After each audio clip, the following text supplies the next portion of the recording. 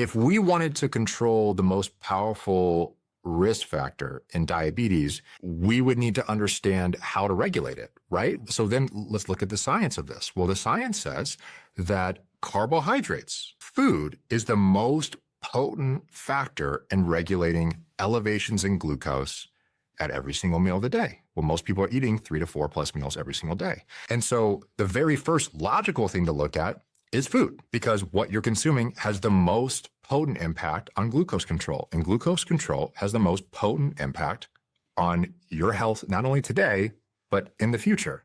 And so focusing on nutrition makes sense. But this isn't like a new phenomenon. We've known that nutrition could be potentially life-saving for people. There's there's something called a ketogenic diet, if someone's heard this before. It's a diet that dramatically reduces the amount of carbohydrates in the food.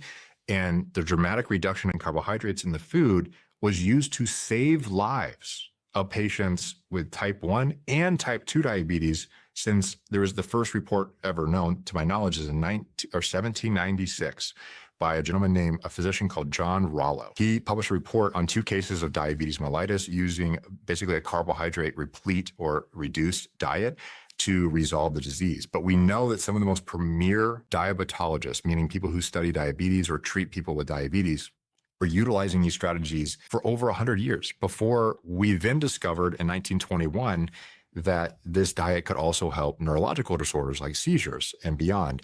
And so the phenomenon of nutrition playing a role in overall health is certainly not new.